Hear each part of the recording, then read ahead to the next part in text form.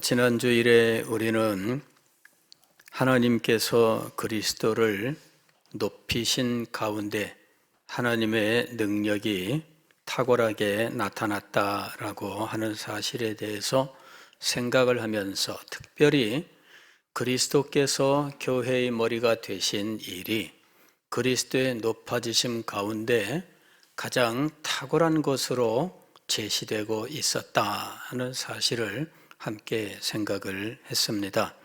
그리스도의 높아지심은 그분의 부활로부터 시작된 일이었는데 부활과 승천과 또한 만물 위에 뛰어난 이름으로 통치자가 되셨을 뿐만 아니라 교회의 머리됨이라고 하는 가장 탁월한 자리까지 그리스도께서 높아지신 것입니다.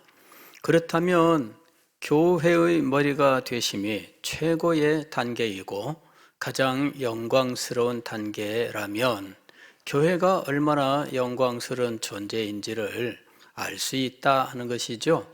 교회가 얼마나 영광스러운 존재이면 만물 위에 뛰어난 이름을 가지신 것보다 교회의 머리됨이 그 위에 탁월한 것으로 제시가 되었느냐 하는 것이지요.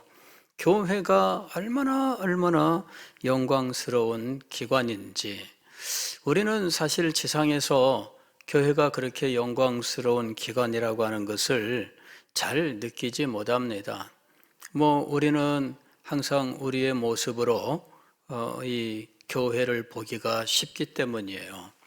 우리가 보는 교회 항상 자기가 있는 이 건물, 이 한계를 벗어나가기 힘들고 또 이 건물 안에서 예배드리는 성도들의 숫자, 이것에 제한되기가 쉬운 겁니다.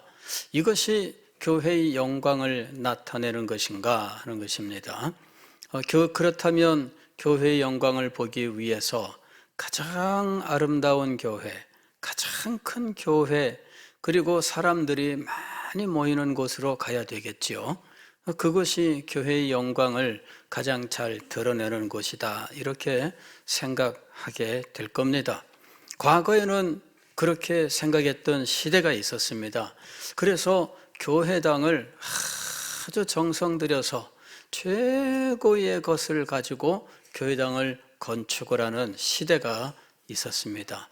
지금 그런 건축을 하려고 하면 정말 힘들고 어렵습니다. 그건 쉽게 되지 않는 일입니다.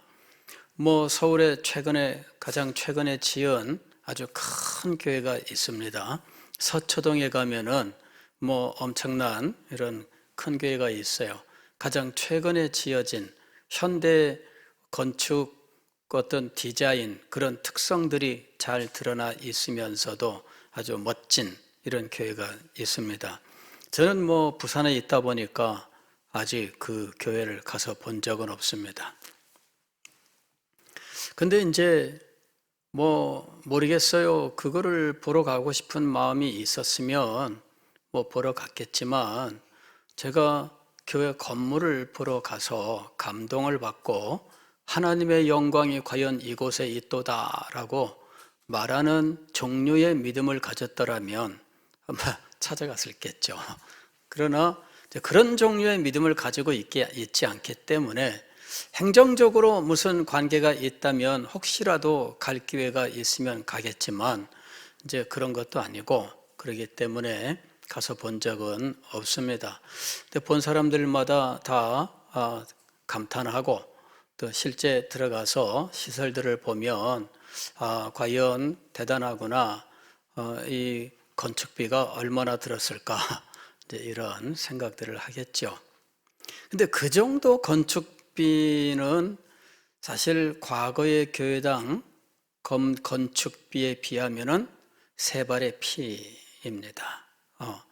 지금 우리가 유럽에 가서 볼 수 있는 이런 큰 교회당, 이런 교회당은 오늘날 가장 최근에 몇백억을 들여서 지었다고 하는 그 교회당은 세 발의 피가 되는 그러한 모습을 가지고 있어요. 굉장하죠.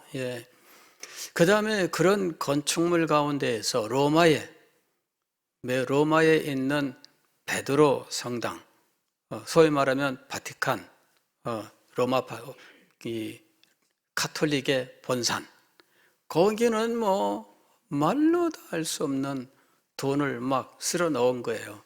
그것 건축하느라고 사실은 면죄부 발행을 했고, 그 면죄부 발행이 너무 과하고 그것 때문에 결국은 종교 개혁이 일어나는데 아주 중요한 어떤 이 동기가 되었잖아요.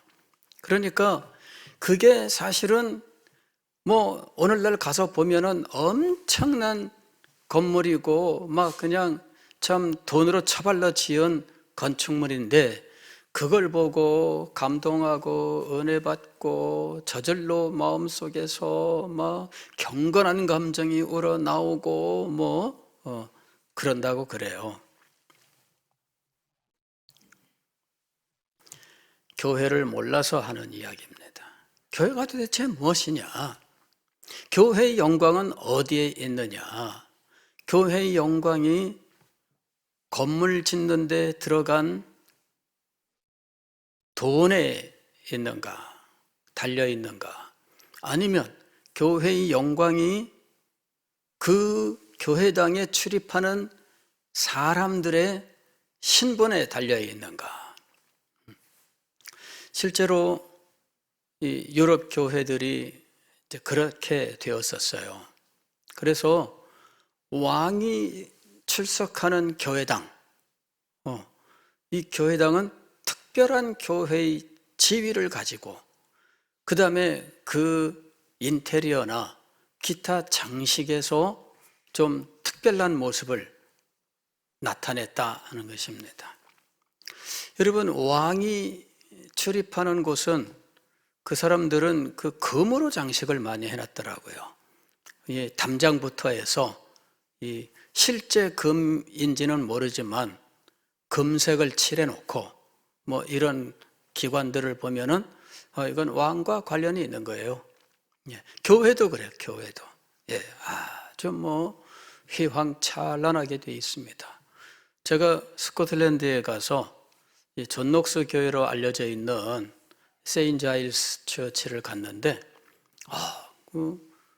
크죠. 아주 크고 내부에 들어가면 그 천장이 아주 특별하게 이렇게 돼 있습니다. 들어 올려다 보면은 아주 감동적인데, 그 본당을 지나서 이제 그 앞에 문을 통과해서 들어갔더니 무슨 챔버라고 돼 있는데, 그 챔버에 갔더니 방이 크진 않아요. 그런데 이 온 방안이 무슨 나무인지는 모르지만은 이제 나무로 돼 있어요. 아마 무슨 고급 오크 종류로 했겠죠. 예, 그래 해가지고 거기에다가 붙박이 의자를 만들어 놨는데, 그 다음에 색깔은 황금색에, 그 다음에 실제로 금 장식도 있는지 제가 일일이 금속을 뭐 깨물어 보지 않아서 확인을 못했습니다. 근데 딱 들어서는 순간 이게 금으로 만들어 놓은 것 같아요. 의자까지. 그게 아마 특별한 사람들이 앉는 이러한 곳인 거예요. 그래서 이 엄청나구나. 그 교회당 바로 건너편이 스코틀랜드 왕궁입니다.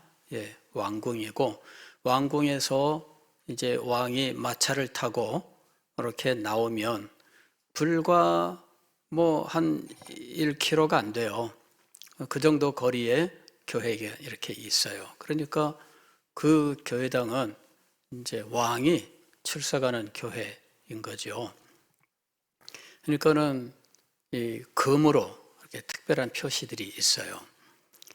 왕이 오면 그 교회당이 특별한 교회당이고 영광스러운 교회당이 된다. 이게 그 사람들의 믿음인 거죠.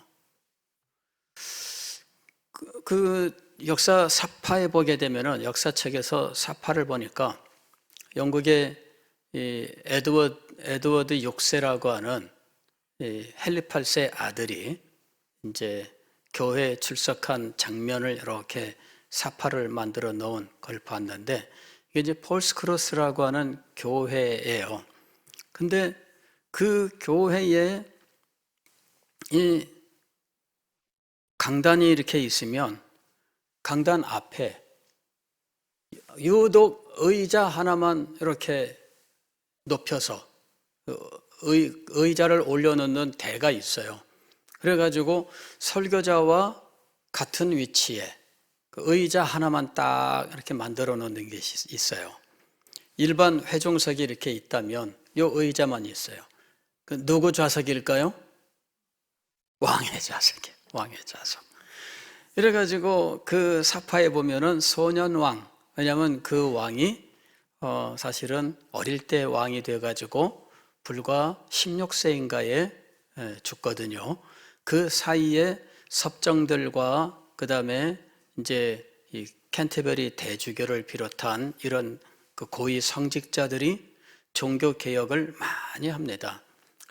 그럴 때 이 소년 왕 때에 이 사람이 굉장히 믿음이 좋다 그러는데 이분이 그 예배 드리는 장면, 이게 이제 사파에 이렇게 나와요. 그래서 제가 그 장면을 보고 야, 이 왕이 예배당에 오니까 이 특별하게 이 자리를 이렇게 만들어 놓고 그 자리에 앉아서 예배를 드리게 하는구나. 지금 우리는 이 강단이 제일 높은 곳에 있습니다. 교회에서는. 그리고 다른 모든 것은 강단 밑에 있는 이러한 구조를 가지고 있습니다. 이건 뭐냐면은 말씀을 최고의 위치에 놓는 이런 것들을 지금 교회당의 인테리어에 반영을 한 겁니다. 그래서 우리는 강단을 있고 강대상이 가장 높은 곳에 있어요.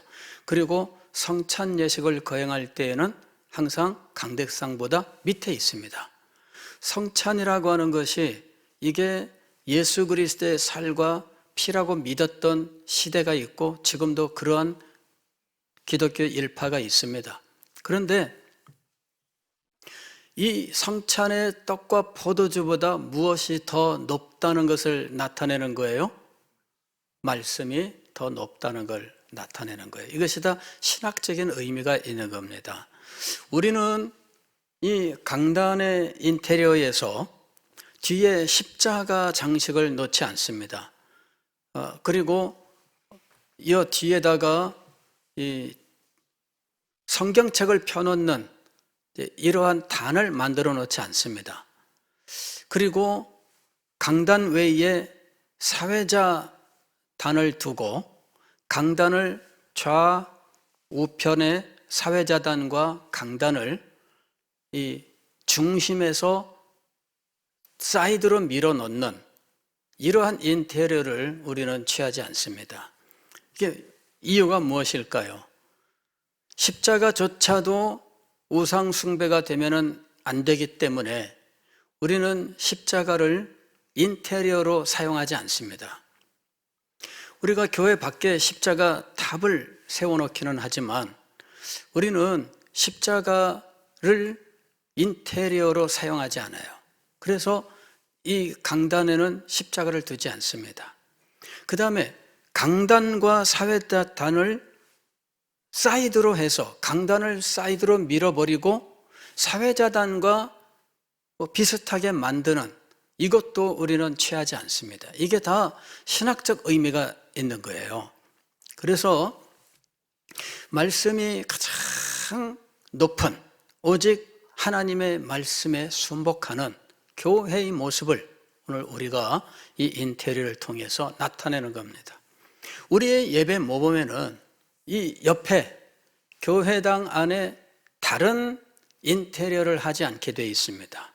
무슨 성자의 모습이라든지 무슨 상징물이라든지 뭐 이런 것들을 걸지 않게 되어 있어요. 왜냐하면 그런 것들을 우리는 이제 우상 숭배의 어떤 것으로 변질될 우려가 있기 때문에 실제로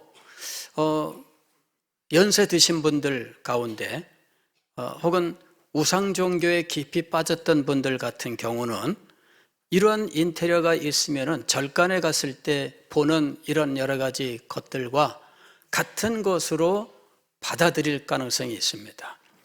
실제로 불교에 오래 있던 사람은 그런 분이 실제로 있었어요. 교회당에 들어올 때 저 문 제일 뒤에서 이제 그 합장하고 인사하고 들어오는 분이 있어요. 예, 실제로. 왜냐하면 절에 오래 다닌 사람은 이게 습관이 그렇게 돼 있는 거죠. 그래서 저기 들어오면은 이렇게 합장부터 하고 그 다음에 딱 절하고 그 다음에 교회에 들어오는 거예요. 그 마음은 가상하지만 그러나 우리는 그런 외적인 행동을 하면서 마치 이렇게 우상을 숭배하는 것과 같은 태도를 갖지 않도록 혹은 그런 오해가 되지 않도록 합니다. 그런데 그런 거를 잔뜩 만들어 놓는 데가 있어요. 그게 어디입니까? 예, 거기가 이제 로마 가톨릭이에요. 거기는 예배당 안에 들어가면 그 안에 온갖 종류의 이 우상들을 자기들은 우상이 아니라 그러죠. 우리가 볼 때는 정말 우상 이외에 무엇일 수 있는가? 제가 이제 가끔 여행도 많이 다닌 사람은 아니지만 그러나 가게 되면 이 교회당을 좀 가서 봅니다. 근데 이 남미에 가서 그 교회당을 들어갔더니 큰 성당입니다. 큰 가톨릭 성당인데 들어가면 회중석이 있고요.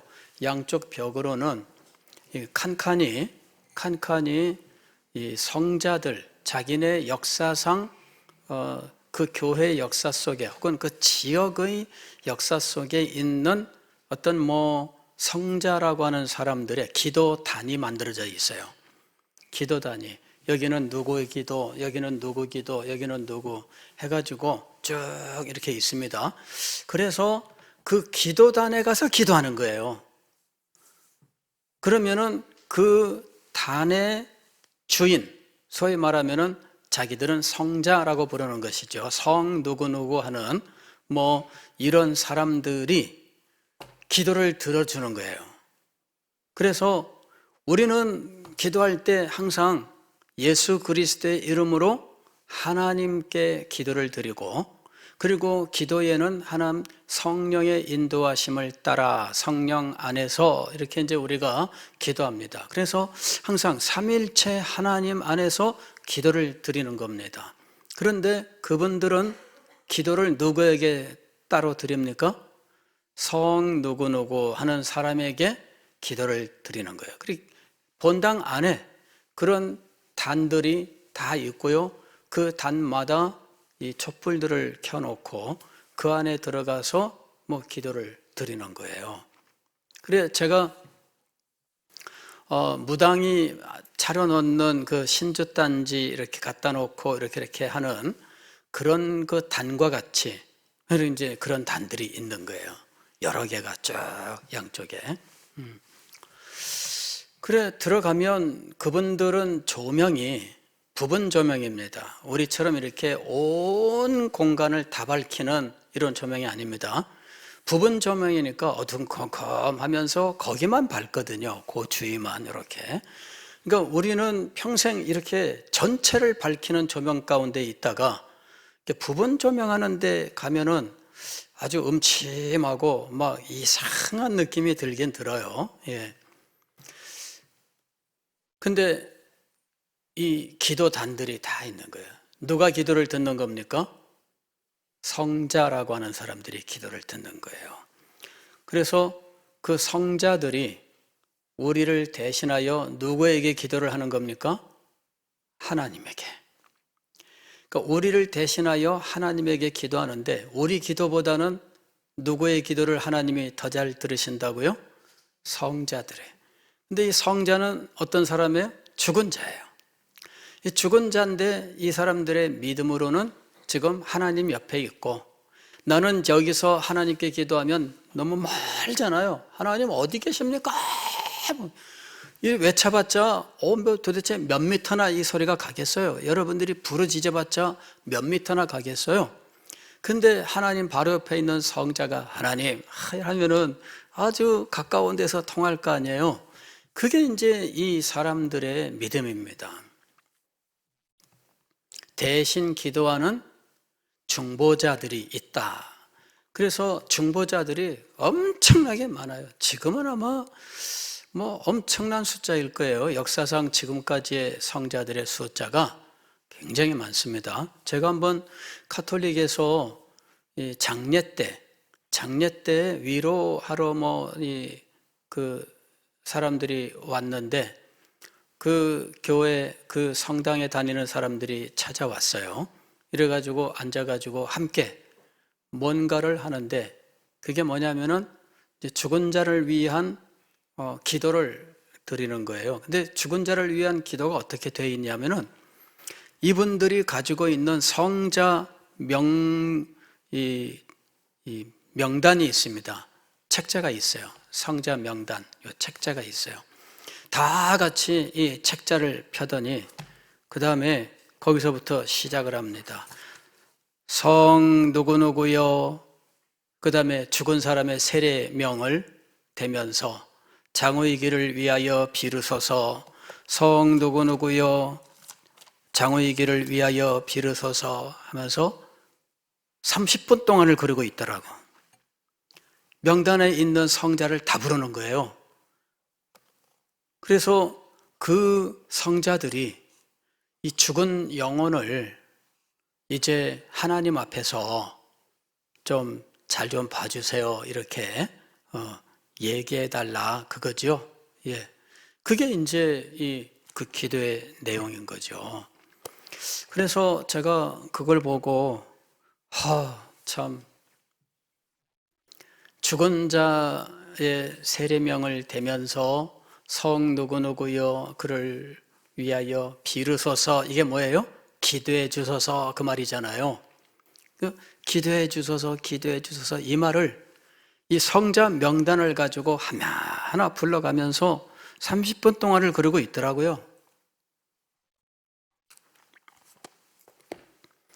여러분, 교회당 안에 그런 성자들의 단을 만들어 놓고 촛불을 켜놓고 그 앞에 가서 기도하는 것이 그 교회를 얼마나 더 영광스럽게 하는 것일까? 저는 그런 믿음을 갖고 있지 않습니다. 또 이 시대마다 장식이 또 특징이 있습니다. 그래서 이 로코코 시대의 건축 인테리어, 고딕 시대의 인테리어, 이런 식으로 해가지고 이게 또 다 달라요, 이게. 이래가지고 로코코 같은 경우에는 굉장히 그때의 시대의 미술 양식이 있어요. 그런 걸 따라서 막 조각들 만들어서 막 붙여놓고 이랬는데 그게 교회를 영광스럽게 하는 것인가? 그런 것 때문에 우리는 교회를 영광스럽다 말하고 그런 것 때문에 그리스도께서 교회의 머리 되심이 가장 탁월한 것이라고 말하고 있는 것일까 하는 것이죠. 근데 인간의 생각이에요. 최근에 우리나라에 불교계에 있는 어떤 현상이라고 말해야 될지, 하여튼 굉장히 큰 불상을 만드는 거죠. 예, 굉장히 큰 불상을 만들어요. 한 20년 전입니까? 합천 해인사에 어떤 사람이 그 당시 돈으로 63억인가 얼마를 시주를 하면서 이 불상을 만들어 달라 이렇게 했는지 이 해인사에서 불상 건축 계획을 세웠는데 이 60몇 억을 가지고 엄청난 큰 불상을 세우는 계획을 한 거예요. 근데 얼마나 비난의 소리가 있는지, 그게 무슨 불교냐, 불교의 본질이 그거냐, 뭐냐 해갖고 그래서 결국은 이제 그 계획을 취소할 수밖에 없었습니다. 그래서 아직까지 그건 세우지 않았는데 그런 절은 그래도 이런 비난이 올 수 있는 정도의 위치가 있으니까. 그렇지 않은 데에는 막 3층, 5층 건물 크기의 불상 뭐 이런 걸 만드는 그런 것도 있어요. 제주도에 갔더니 그런 불상으로 된 곳이 있더라고. 예. 그리고 불상 밑에는 불당을 만들어서 안에 들어가게 돼 있고. 그래서 제가 그게 어디서 왔는고 했더니 알고 봤더니 동남아 불교 영향이더라고요. 그거 아무것도 아니에요. 동남아 불교 흉내내는 거예요. 알고 보니까. 동남아에 가면은 그렇게 큰 불상들 만들고 그 불상마다 금박재 갖다 붙이잖아요. 그 나라에서 금을 얇게 펴는 그것도 하나의 산업입니다. 이 금을 종이마다 해서 막 그 나무 몽둥이를 두들겨 가지고 얇게 펴서 그 얇은 금박 이거를 팔더라고. 그걸 사가지고 이거를 불상에다 갖다 이렇게 붙여요. 우리 왜 이런데 이 판박이 붙이듯이 그 사람들은 금을 갖다가 붙여서 금이 나날이 두꺼워지는 거예요, 불상이. 그래서 불상을 금으로도 막 이렇게 실제 금이에요. 실제 금으로 붙이고 하는 이런 것. 그 다음에 크게 세우는 거. 이것이 그 동남아 불교입니다. 태국 같은데 여러분 막 그런 것들이 엄청나게 많습니다. 예. 기껏해서 우리나라 불교가 동남아 불교 흉내내는 거더라고. 알고 보니까 나는 왜 그러나 그랬어요. 근데 어느 날 여행 프로그램을 보다 보니까 태국이며 무슨 미얀마며 뭐 이런 이 동남아 불교 국가를 보여주는데 그 나라들이 그러고 있더라고요. 그래서 아하, 이게 별게 아니구나. 기껏해야 그게 흉내내는 것이구나. 그게 뭐예요? 다 인간적인 거예요. 뭔가를 크게 만들고 거기다가 인간들이 귀하다고 생각하는 것을 덕지덕지 붙여놓으면은 그게 엄청나게 영험하고 영광스러운 것이고 뭐 이런 것들. 이게 다 인간적인 생각이에요. 성경이 말하는 교회의 영광은 도대체 어디에서 오는 것인가? 교회가 영광스러운 것은 도대체 무엇 때문인가?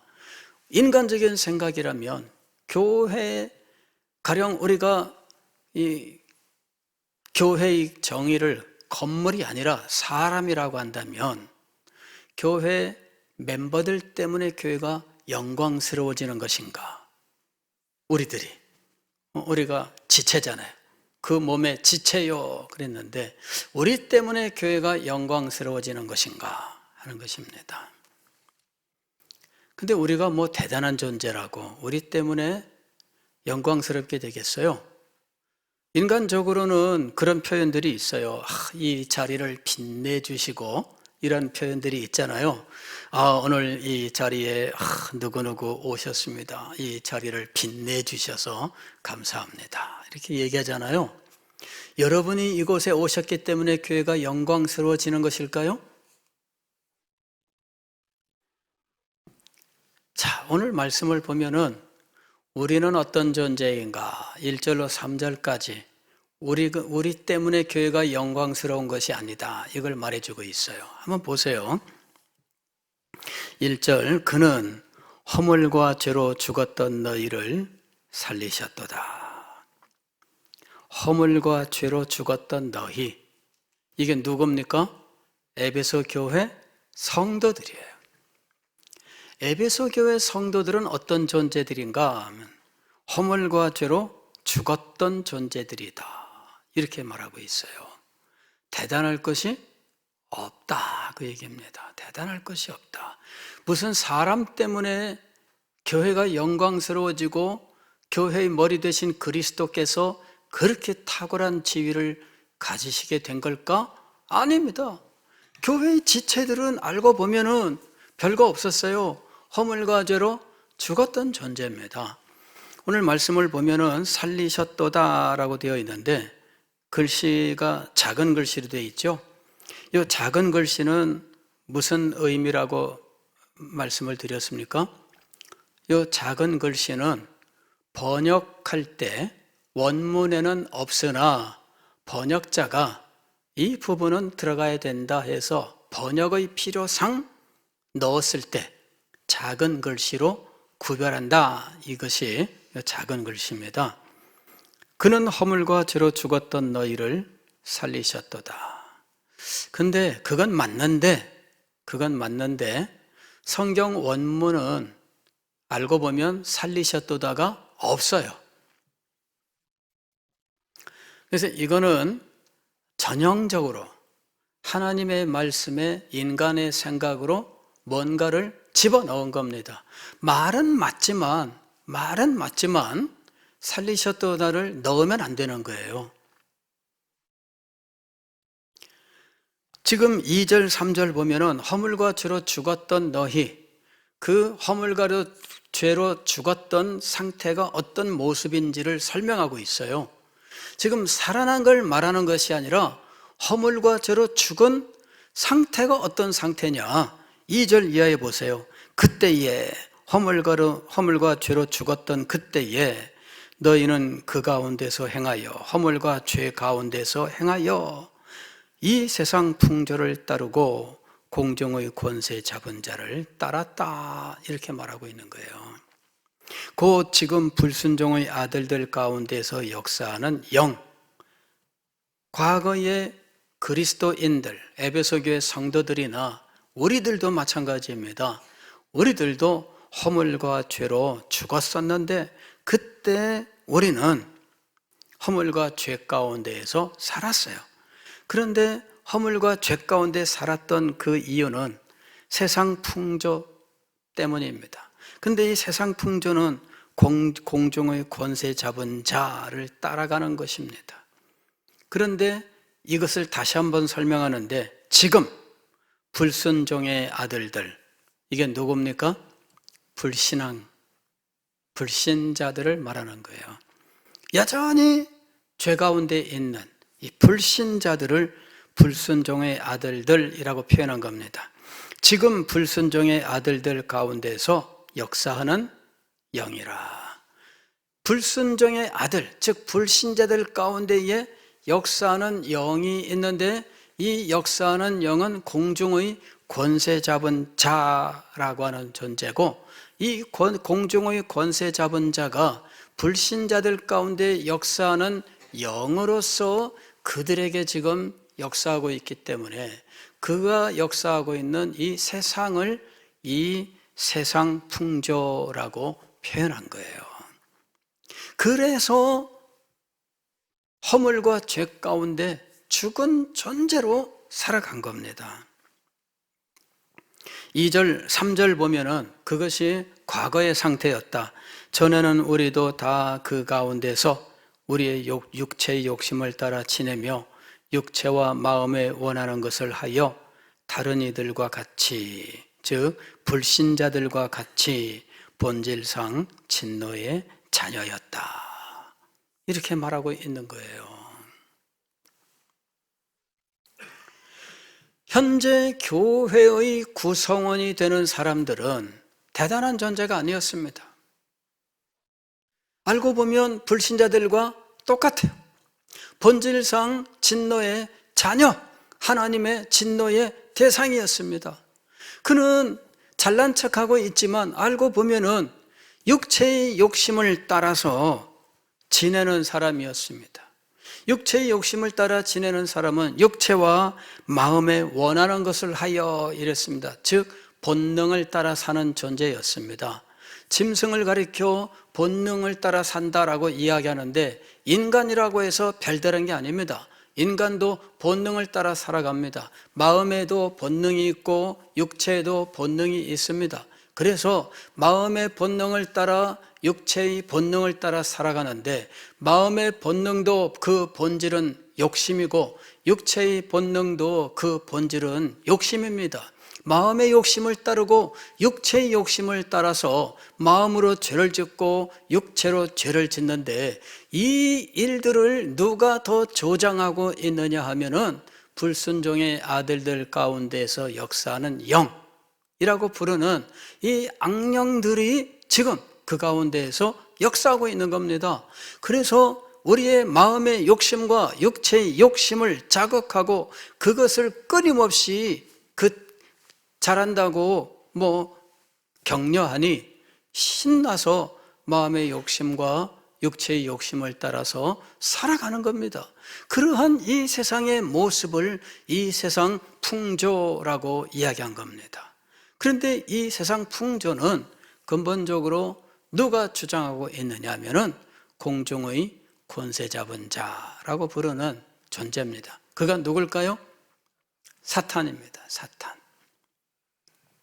사탄이 역사하고 있습니다. 그리고 사탄을 따르는 악한 영들이 지금 사탄의 명을 따라서 사탄의 그 모든 원리들을 따라서 충실하게 인간들 가운데 역사하고 있는데, 인간들의 욕심을 자극해요. 죄는 어디에서 올까요? 인간의 욕심입니다. 욕심이 장성하여 죄가 되는 거예요. 그래서 이 죄를 자극하는 겁니다. 끊임없이 자극해요. 인간은 눈으로 보면서 죄를 짓고, 눈으로 보면서 마음속에 욕심이 생기고, 귀로 들어서 욕심이 생기고, 자기의 감각을 통해서 이 죄를 지으면서 살아가는데, 이 모든 일들을 조장하고 계속해서 이것을 끌어가는 존재가 있는데, 그 가운데에서 우리가 살았다라는 것입니다. 그것 자체가 무엇이었느냐면은 죽은 상태였다라는 것입니다. 그는 허물과 죄로 죽었다, 이렇게 표현하는 상태예요. 허물과 죄로 죽었다. 이 실제로는 어떤 상태일까요? 아담은 에덴 동산에서 쫓겨났는데 몇 살까지 살았다고요? 969세, 930세까지 살았잖아요. 그죠? 930세까지 살고, 그러니 그 당시에 사람들은 웬만하면 다 900세 이상 살았잖아요. 모디셀라 같은 경우에는 969세? 여기까지 살았잖아요. 근데 왜 죽었다고 말할까요? 영적으로 그는 더 이상 하나님과 상관없는 상황에 떨어진 거예요. 하나님의 진노 가운데 버림받은 존재로 살아 있었던 거죠. 그러나 생명의 소망이 없는 존재이죠. 그래, 그가 죽었다라고 말하는 상태인 겁니다. 마음에 욕심이 있는데 이것을 자극만 해주면 즉시 죄를 짓는 이러한 상황으로 빠져들어가요. 이게 본능입니다. 이게 인간의 본능이에요. 그런 상태에 있었습니다. 그래서 인간을 두고 교회가 영광스럽게 되었다라고 말할 수 있는 아무런 근거도 없어요. 죽었다라고 말하면, 죽은 자를 모아놓으면 그게 어디가 되는 거예요? 끔찍한 것이잖아요. 그죠? 예. 예전에 6.25 때 왜 학살하는 그 현장에서 그냥 죽은 사람들 그냥 아무렇게나 구덩이에다 집어던지고 이랬던 곳에서 자기 가족들을 찾아다니는 사람들, 가끔 보면은 사진에 비극적인 사진, 그냥 시신들 쫙 이렇게 해놓고 이 수건으로, 그 흰 천으로 덮어놨는데 그것을, 그 가족을 찾아서 일일이 그 수건을 벗겨보면서 시신이 수백 구가 있는데 그거를 확인하고 다니는 이런 사진, 제가 그거 볼 때마다 상상합니다. 내가 과연 그런 순간에 흰천 벗기면서 수백 구의 시신을 보고 다녀야 된다면 과연 할 수 있을까? 제가 생각합니다. 아마 그렇게 되면 그건 현실이니까 할 수밖에 없을 거다. 그러나 생각하면 너무나 끔찍하죠? 예, 끔찍해요. 저도 시신을 조금 본 사람에 속합니다. 왜냐하면은 이제 예전에는 장례 치를 때 입관 참관을 했거든요. 그래, 이 참관해서 우리 성도입니다. 제가 참 신방하고 기도하고 했었던 이제 이 성도의 시신, 안 무섭더라고. 왜냐하면 우리 성도니까. 그런 게 있더라고요. 애틋하고 어떤 분들의 경우에는 굉장히 정이 가고 참 그래요. 근데 생판 모르는 시신들을 확인하고 다녀야 된다. 막 참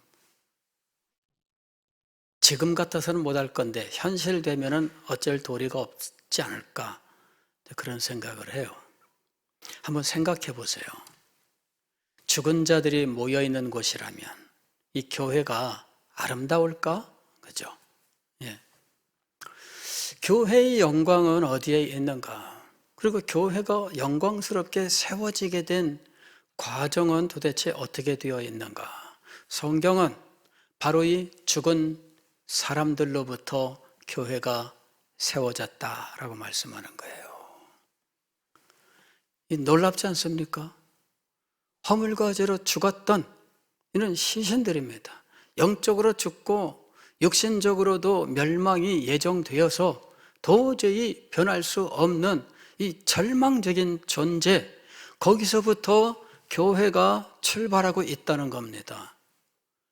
그리스도께서 교회의 머리됨이 만물 위에 뛰어난 이름보다 더 탁월한 것이라고 말씀하시면서 이 교회의 영광이 도대체 어디서 온 것인지를 지금 2장부터 이야기하는데, 출발은 영광스러운 사람으로부터가 아니라 허물과 죄로 죽은 존재로부터 시작하고 있다는 겁니다. 이게 놀라운 거예요. 교회는 허물과 죄로 죽은 이 불쌍한 죄인들, 멸망의 존재, 이 존재들을 살리시는, 그리고 그들을 영광스럽고 거룩하게 하심으로 영광스러운 교회가 세워지게 된 겁니다. 이 일을 누가 행하신 것일까요? 그리고 이 일은 누구 때문에 가능하게 된 것일까요? 지금 에베소서 2장은 바로 이 사실을 우리에게 가르치고 있는 겁니다. 교회의 영광은 우리 때문이 아니에요. 우리가 뭔가를 만들었기 때문에 교회가 영광스럽게 된 것이 아닙니다. 우리가 세상에서 엄청난 존재가 되었기 때문에 교회가 영광스러워진 것이 아닙니다. 우리는 허물과 죄로 죽은 존재에 불과했습니다. 본질상 진노의 자녀에 불과했던 거예요. 아무것도 아니에요. 그런데 영광스러운 교회가 된 이유가 무엇이냐? 누구 때문에? 무슨 일이 있었길래 영광스러운 교회가 된 것이냐? 그걸 우리가 알아야 돼요. 그래야 우리 교회가 진정으로 영광스러운 교회가 될 수 있는 겁니다. 이걸 모르면 영광스러운 교회가 될 수가 없어요. 건물이 영광스럽게 만든다고 믿는다면 교회는 영광스러워지지 않아요. 높은 지위의 사람이 교회를 영광스럽게 한다고 믿는다면 교회는 영광스러워지지 않아요. 성직자가 엄청난 옷으로 치장해야 영광스러워진다고 믿는다면 교회는 결코 영광스러워질 수 없어요. 교회가 무엇인지, 도대체 어떻게 교회가 건설된 것인지, 그리하여 교회가 어떻게 영광스럽게 된 것인지 알아야 됩니다. 우리가 이 장을 통해서 바로 이 사실을 공부하게 될 겁니다. 교회의 영광의 비밀을 알게 하옵소서.